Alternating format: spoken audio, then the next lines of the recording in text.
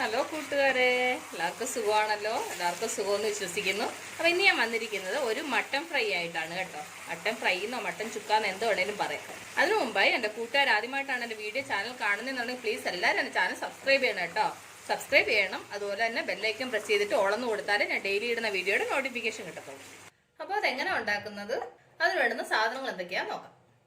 ഞാൻ കുക്കർ എടുത്ത് അതിലേക്ക് ഞാനൊരു 3/4 kg മട്ടൻ, എന്നിട്ട് അതിലേക്ക് ഒരു 1/2 ടീസ്പൂൺ മഞ്ഞൾപ്പൊടി, ഉപ്പ്, 1 ടീസ്പൂൺ എണ്ണ, ഒരു 1/2 ഗ്ലാസ് വെള്ളം, എന്നിട്ടിത് നന്നായിട്ടൊന്ന് മിക്സ് ചെയ്യുക.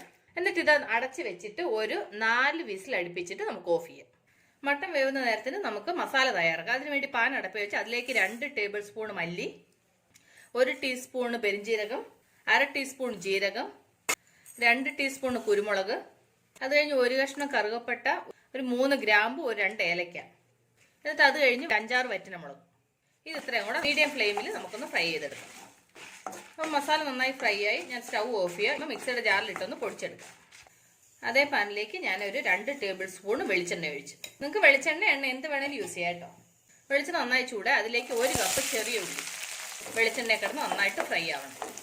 ഇതിലേക്ക് ഒരു 3 പച്ചമുളക് കീറിയത്, കുറച്ച് കറിവേപ്പില, ഇത് ഇത്രയും കൂടെ നന്നായിട്ട് ഫ്രൈ ആവണം. ഒരു ഗോൾഡൻ ബ്രൗൺ കളർ ആവണം ഇത് ചെറിയ ഉള്ളി.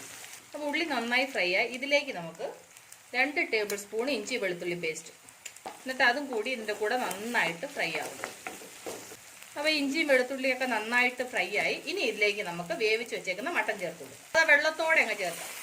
ഇതിലേക്ക് നമുക്ക് പൊടിച്ചു വെച്ച മസാല ചേർത്ത് കൊടുക്കാം. എന്നിട്ട് അതും കൂടി ഇതിൻ്റെ കൂടെ നന്നായിട്ട് മിക്സ് ആയിട്ട് നന്നായിട്ട് ഇത് ഡ്രൈ ആവണം. അപ്പോൾ നമ്മളുടെ മട്ടൻ നന്നായിട്ട് ഡ്രൈ ആയി. ഇതിലേക്ക് നമുക്ക് ലാസ്റ്റ് കുറച്ച് മല്ലിയില ചേർത്ത് കൊടുക്കാം.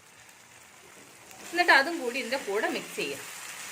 അപ്പോൾ നമ്മളുടെ മട്ടൻ ഫ്രൈ റെഡി ആയിട്ടുണ്ട്. ഞാൻ സ്റ്റൗ ഓഫ് ചെയ്യുക. അപ്പോൾ എൻ്റെ കൂട്ടുകാരെല്ലാവരും ഇത് ട്രൈ ചെയ്യണം. നിങ്ങൾ ട്രൈ ചെയ്ത് നിങ്ങൾക്ക് ഇഷ്ടപ്പെട്ടാൽ നിങ്ങളുടെ ഫ്രണ്ട്സിന് ഷെയർ ചെയ്യണം, ലൈക്ക് ചെയ്യണം, വാല്യുബിൾ കമൻറ്റ്സ് ഇടണം.